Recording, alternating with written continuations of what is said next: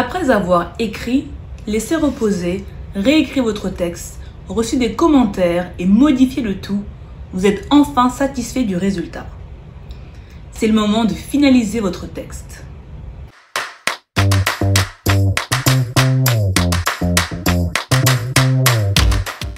Bonjour, je m'appelle Anna et aujourd'hui, je vais vous parler de la révision et de la correction.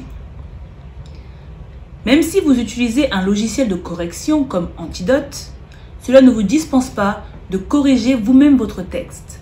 Les logiciels sont certes d'une grande aide, mais ne peuvent pas remplacer le cerveau humain. Dans ce tutoriel, je vous propose de procéder à la révision et à la correction en 10 étapes.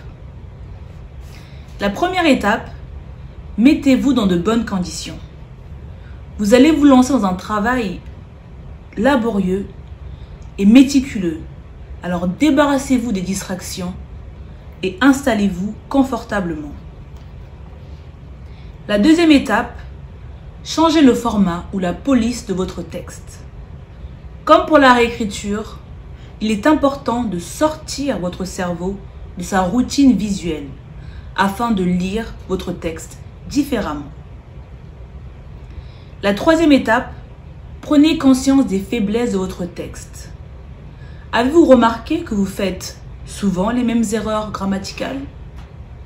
Relevez-les, prenez-les en note et faites-y particulièrement attention lors de vos relectures. La quatrième étape, lisez votre texte lentement et à haute voix.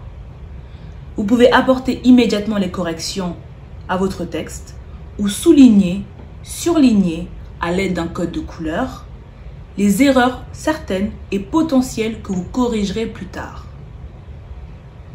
La cinquième étape, l'orthographe.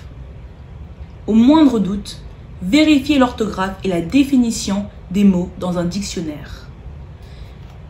Faites également attention aux homophones, c'est-à-dire des mots qui se prononcent de la même manière, mais qui ont une orthographe et un sens différents. Par exemple, c'est, S-E-S, C-E-S, S-A-I-T, pardon. La sixième étape, la grammaire.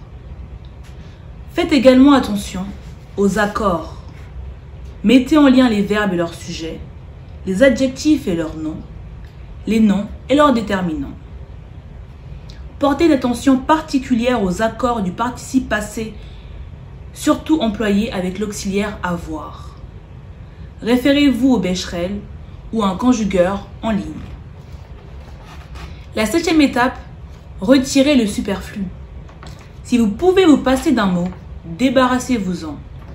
Surveillez notamment la surutilisation et la répétition de marqueurs de temps, ensuite, donc, en somme, et des adverbes. La huitième étape, faites attention à la ponctuation. Voici 3 règles à retenir. Utilisez les guillemets français pour les citations et les dialogues. Évitez les phrases de 15 virgules, supprimez des mots si c'est possible. Utilisez le point-virgule seulement si vous le maîtrisez.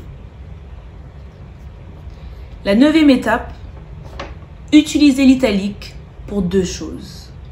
Marquez l'insistance, si votre personnage crie par exemple.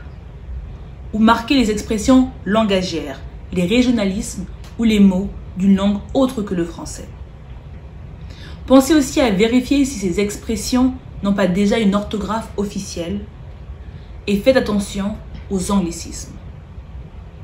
La dernière étape, reproduisez les étapes précédentes autant de fois que nécessaire.